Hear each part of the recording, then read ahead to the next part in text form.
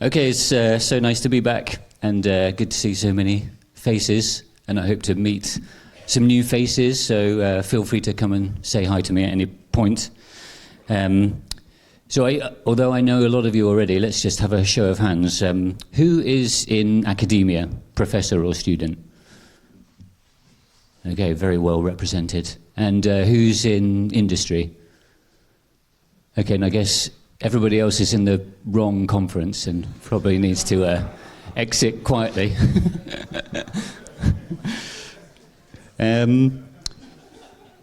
So this keynote is, I'm going to mostly be talking about education tools and artisanal ASICs and seeing how this fits in with the story of the long tail.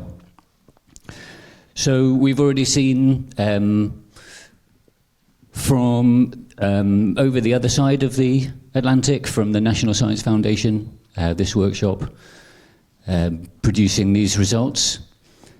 And the forecasts, well, we see lots of different numbers here, but kind of between 10 and 100,000 or 200,000 people needed in the following years. And then we also see this from over here in the EU CHIPS Act, talking about needing an extra 250,000 students. So there's a big workforce development push needed, and that's how this ties into education. So there's a guy I've been talking to a lot recently on the other side. Well, he's just moved to Hawaii, Professor Boris Merman, who's in the solid-state circuits, and he's been in industry and teaching for many, many years. And he's now very committed and invested in the open source movement. He sees this as a really great opportunity for teaching and in the future for industry as well. And as a very practical example of where we're doing this, over the last year I've been working with Latin practice, which is concentrated in Latin America. And we've done trainings with 1,000 people and done 100 tapeouts, many with universities doing their first ever tapeouts. And this is thanks to the open source tools and the ease of being able to get this into the hands of everybody. And just as a kind of ridiculous example, we also do these tape-out workshops, so we get 30 people to do a tape-out in 3 hours. And if you thought about doing that just, I don't know, 2 or 3 years ago, it would be completely impossible. But now we can get a whole group of people in the room. You can use the tools, you don't need to sign any NDAs, you don't need to download anything, and you can just go and submit your first ASIC within hours. So if anybody here wants to try that, submit something before the end of this keynote. I'll give you a prize. A little bit of overview of this project that I've been working with a lot over the last few years. So we've done 7 chip runs now with eFabless, and we've got quite a few people here from eFabless, and they sponsor the project, so thanks very much, eFabless. And we've submitted 1,000 projects. So far we've sent out nearly 300 of these ASIC development boards with these custom chips on. That's for Tiny Tapeout 2 to 4. So we've got 5, 6, 7 in production, and Tiny Tapeout 8 is open now. And you can see this also, this split between academia and industry. We also got quite a strong hobbyist hacker maker, so like new audience. So yeah, okay, we're going to need training programs for young people, for people in universities, for people before universities to know that microelectronics is a thing. But we also need new people who can start working sooner. So people who are in side industries or hobbyists are also a great source of new talent. And we also worked with some universities in the US, so just sharing this from Professor James Stein. Probably some of you know him. He did the standards, done quite a few standard cell libraries. He's pretty well known. And they've been using our educational tools to help K-14 teachers, which is specifically mentioned by the NSF guidelines. And just another quote, this guy's got to remain anonymous, but probably many of you are using hardware designed by his company. And he's got like 2 main points that he makes. One is that the open source tools make self-study much more possible. So if you're not in university, you can still study this stuff.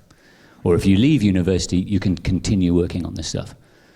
And And the other main point that he says is that the thing that he's most impressed about the open source tools is, what do you think? They work. No, that they're easy to install. So this is not something that people think about, but it's actually crucial for a lot of the stuff that we're doing. So ease of install is crucial. So just last note on Tiny Tapeout, because I don't want to talk too much about it. Just want to announce an exclusive announcement just for all of you, is that we are got a partnership going now with SwissChips and IHP. We've got IHP in the house as well today. So the next official PDK that we're going to be targeting with Tiny Tapeout is IHP. So I just want to say thanks to SwissChips and IHP for making that possible, and I'm really excited to be working on a new foundry and sending some new test chips. The first test is going to be end of July. So that's kind of what I wanted to talk about, education. Now I'm going to talk a little bit about tools. Does everybody like my fancy backdrops there? You see anything in there that you like? This is a real chip, and we fabricated it. This is a skull-fet inverter. My co-collaborator Uri has got a bit of a skull fetish. So this is on, I think, the GF180 process. And yeah, you put a 1 in and you get a 0 out, and vice versa. And with the tools, one of the great things about the open source tools is how easy they are to remix and make new tools. And I'm a tool maker and I like remixing. So one of the first early tools that we made was SiliWiz, Silicon Wizard. And this came directly from my experience of working with the open source tools, how, although we say they was easy to install, they actually can be quite difficult to install. At least they were a couple of years ago. And being able to do the layout, the simulation of a transistor took me, I don't know, a couple of days of hard working at it. And it really should be a lot easier than that. So we built this tool using ngSpice, so thanks to Holger for maintaining that, and Tim Edwards, who's here today, you can talk to him about his involvement, made us a special PDK, and we used Magic as well to do the circuit extraction. So I won't show you this now because I don't have time, but if you go to that link, you can draw a transistor in your browser and see the simulation, and it's updated as you change the parameters of the transistor in real time. It's a really fantastic educational tool. One of my other favorite tools is the 3D viewer that we've built, again with open source tools. And this is kind of an interesting one because when I talk to people in industry, they always say, this is pointless. Why did you bother doing this? But when you talk to beginners, they're like, this is so good. I can finally see things from the side, because everybody is used to the top-down view. And it's very difficult to actually understand how these things all connect together. But the 3D viewer just lets you, as you're beginning, understand how these things connect together. So, for example, it took me a long time to work out how you wire up MIM caps, metal in metal caps, but I just made a quick layout, threw it into the 3D viewer, and then I could see, okay, I need to connect this wire and that wire, and then that was it. And the other really interesting thing about this that kind of surprised me was how amazing the 3D viewer has been on a marketing and a sharing perspective, because people love to share that. And then they use the hashtag and they share it, and we get more people involved, more people thinking, what's that? They click on it, they can zoom around, they're like, what the hell is this? And then they find out it's a custom chip, and then they can do it. So it's a very good way of like bringing more people into the community. And I don't know, I've been kind of thinking about that. Like, if you're starting a project and you want to grow a community around it, then it's maybe worth thinking about what are the kinds of things that people are going to want to share that can help you grow your community. Because this was accidental, but it worked so well. It's still very well shared. Another thing we made was the X-Scheme viewer. So this is building on top of Stefan Schipper's work.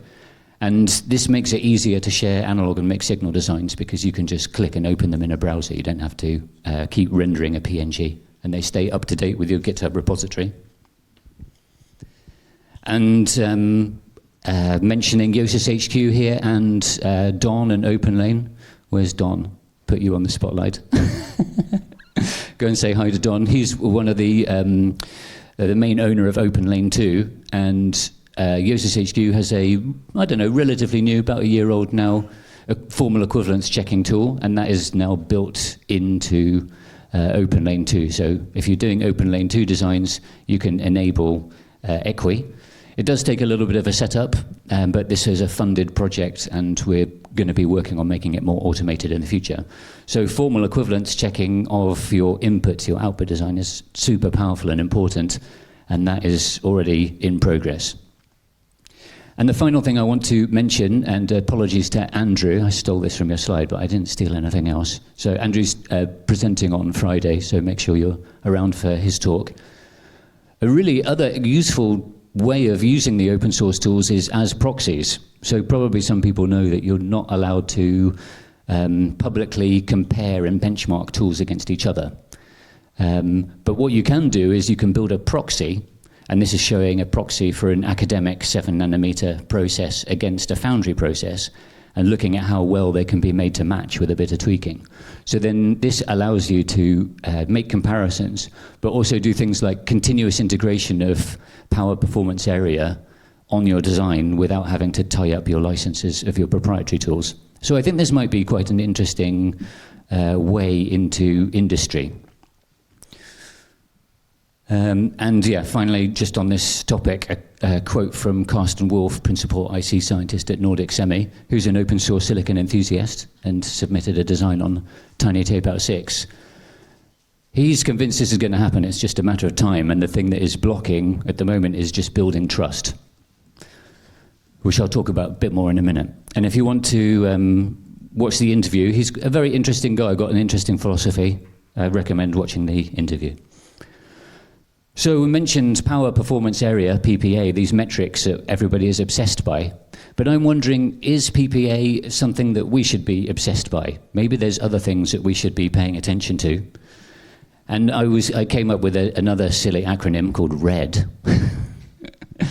So the idea here is, instead of focusing on trying to match industry standards of PPA, which is going to be very, very difficult and not possible for a long time, maybe something that serves more of us, more our community, reproducibility, efficiency, and documentation.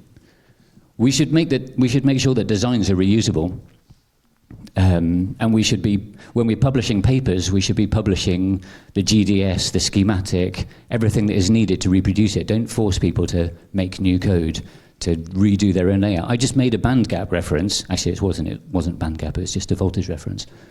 And the schematic was published, it didn't even have the sizes of the transistors, let alone a layout. It was really difficult to reproduce. And there's no reason why we can't put all of this into papers and publish it. I mentioned already ease of install. You know, if I was offered something that was installed twice as quick or 5% better PPA, personally I would choose something that installed twice as quick, because PPA is not really important for me or my projects. With the GitHub action that we use for Tiny Tapeout, we install the PDK, OpenLane, OpenRoad, everything we need in 1 minute, which is totally fine for an academic training that takes a couple of days. And then documentation. This is a real challenge. Who here loves documentation? All right, we've got quite a few hands. That's way more than I was expecting. Good job. Manuals, characterization of designs and tested designs is extremely difficult. We saw this also with the Google Skywater funded MPWs, is hundreds of chips were made, but so few chips were tested or the results published. And we suffer the same thing with Tiny Tapeout. Of those 1,000 designs, okay, probably we've only sent out 300 of them so far. Only 100 have been tested. So what can we do to incentivize people to do the testing and to publish the results and to do the characterization? It's quite, especially with mixed signal, it's a challenge. That's a worthy discussion, I think, how we can incentivize this. So now I'm going to move on to the kind of the more industry business long tail side. Artisanal ASICs. .com. Harold Prettel's in the house. He's a good friend of mine, professor at JKU, and he says that this is a good way of getting into industry. So if you want to, if the people who are in academia and you want to branch out or do a startup or something like this, then the open source tools are fantastic. And stealing a little bit from this summer school that I was at a couple of weeks ago, from Frank's slides, this is an interesting graph here that shows how, here we've got the classic Moore's law with the log scale and the number of transistors going up. But you see how we kind of hit these walls with frequency, with power, with single thread performance.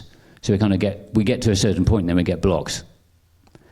And my idea here is that the number of transistors or the speed of things is getting less and less important. It's more and more important to be innovating in the gaps that are left. What are the new niches that we can especially fill with the open source tools? And I think things like instead of general purpose CPUs, more accelerators. Instead of doing everything at extremely low level, making use of high level synthesis languages. More invention. Things like in or near memory computing. There's a lot of gains to be made there, but all the low-hanging fruit has already been gone. Now we're in a time of more invention, and I think the open source tools are fantastic for that, for invention, because they allow you to try new things. And the industry is typically so conservative, and one reason why is because of the extreme expense of the tools, of the team, of the tapeouts, and all of these costs have been slashed by hundreds or thousands of times now. So I really believe there's going to be a lot of opportunity and interesting niches opening up. And it doesn't need to be on these fancy, super low node sizes. You know, you look at this, this is TSMC's earnings. You look at this bottom line along here, that's 90 nanometers and up. You know, there's still a lot of wafers getting made on these older process nodes. And the numbers are crazy. This is another slide from Frank, really interesting slide, I think. You look at the non-recurring costs, like the tool costs, the team costs, the IP costs, and then the recurring costs. When you're doing volume, those non-recurring costs go to zero. So the big companies, they don't really care about the cost of the tools or the cost of the teams, because they go to zero in hundreds of millions. Look on the left-hand side. For artisanal ASICs, when we're just producing 1,000 or 10,000, the non-recurring costs are the dominating factor, and those are the costs that we can most change with the open source tools and the older process tapeouts. So I think that on the left-hand side of here is where people should be focusing if they're going to be doing startups. So Thomas Parry is the CEO of Spherical Systems. He's doing a space startup. Space is kind of an ideal thing, is low volume, high margin. We want to be using these older processor nodes because they're more suitable for space applications. And he's getting more efficient to work with his teams and getting chips into space faster using the open source tools. So if you're interested in finding out more about Spherical Systems, you can click that link there. I'll be sharing the slides at the end. So for me, I think that although there's a big focus on the digital side of things, which is fair because it's such a powerful way of working with computers, if you want to be doing a digital ASIC, it's very difficult to find a niche that makes sense, because probably you can buy a cheap microcontroller, like a 1-cent RISC-V CPU. It's difficult to compete on that price. Or an FPGA, and put your digital design there and get way better performance. So I think the thing to be concentrating on more is mixed signal stuff, where you can really do unique things that can't be done any other way. You can put the analog and the digital on one chip. So this is something I've been focusing on a fair amount over the last year. It's a very deep learning curve. But you get some really nice results. I mean, this is a 555 timer. Is it strictly mixed signal? It's got one flip-flop, so I guess you can count it. And the guy that designed that is a professional IC designer, and you know, he uses the proprietary tools in industry and he uses the open source tools for his own designs. And for him, it's like, cool, I can finally experiment and play, because he's not allowed to experiment or play with the industry standard tools because in his job he has to do what he's told to do. So now he can do what he wants to do and innovate with the open source tools. I also think there's going to be a growth in retro stuff, like recreating old chips. This is a recreation of an old sound generator, and a lot of these older chips were mixed signal design. So you can see on the right-hand side here we have the D2A converter, which is a current steered D2A converter. And you see the kind of logarithmic growth of those transistors at the bottom. That's matching to the logarithmic way that we hear. Really nice to see the kind of the match to silicon and biology there.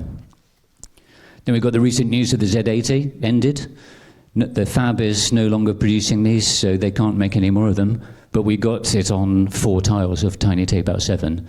And now Ray, the guy who's behind this, is thinking he's going to do like a small, medium-size production run of these, and maybe put all the classic chips in one pad frame and be able to switch between a 6502 or a Z80 or a sound chip. So all those classics all in one chip. I think that we'll probably see some extremely cheap IoT chips coming out, that don't need to be high performance, but just like connect to a radio, have a RISC-V CPU. What do we need to do that? We're pretty close already. I asked Harold again, I'm leaning a lot on Harold for his knowledge. We've pretty much got everything apart from large signal noise. And when I spoke to Holger, the maintainer of ngSpice, they've just got funded, and they're working with IHP and Fraunhofer to add at least one of these new simulations into ngSpice. And they're looking for somebody, so if anyone wants a job enabling this, then get in touch with Holger. So at that point, we'll have everything we need to build an IoT chip with a Bluetooth low energy transceiver in it, which I think could be a pretty interesting product. So just quoting another guy here, Jörn. I think Jörn represents like one of the first in a new breed of independent ASIC engineers. You know, normally you're working in a big team, but Jörn is showing, here he is in the front row. There he is. Have a chat with him later about his experience. He's doing public tape-outs, trainings, and also working with companies to make private chips that they're taping out and in a more traditional way. So, and all using the open source tools. So, very interesting to see that happening, and this is a kind of new type of job that is arising out of these tools. So that's the end of my presentation. I guess my call to action really is to keep doing what you're doing. This conference is fantastic. The lineup here is incredible. You see all the people presenting all their projects. It's amazing. This is one of my favorite conferences of the year. Keep coming to these things, keep developing your tools, keep making your hardware. But remember to build relationships and collaborate. I think it's easy for us all to think, I'm going to focus on our tools, I'm going to build my own tool, I'm going to work on my thing, and that is beautiful. But we also need to learn how to build relationships with each other, and that's often harder, and sometimes it can go wrong and it can be a bit painful, and we need to push through that. But the most successful projects are built with teams of people and communities of people. And we need to be aware of community, we need to be aware of working with each other. And I think that growth of community, of communication, leads to more sustainability and a more long-term viability in the open source tools. So my call to action is to talk to each other, get to know each other, have fun at this conference, and thanks very much for your attention. Thank you very much, Matt. That was great. And thank you for your work. I was kind of curious more about how you see like the costs evolving, just in practical terms for people in the next few years. The costs of what exactly? Maybe not exactly Tidy 3D, but more like if you want to do like, let's say people doing their own startups, how would you see like the wafer cost of a given design or a set of designs changing? Yeah. I mean, I think it's trending down. We'll see that, like, especially after they open all these new fabs, and then what happens to the older ones? You know, they're going to continue running them. The machines have been bought by now, but there's no reason to stop running them. So I think for the older nodes, like 90 and above, the wafer cost will keep on going down. Very good. Other comments or questions? If not, let's thank the speaker again.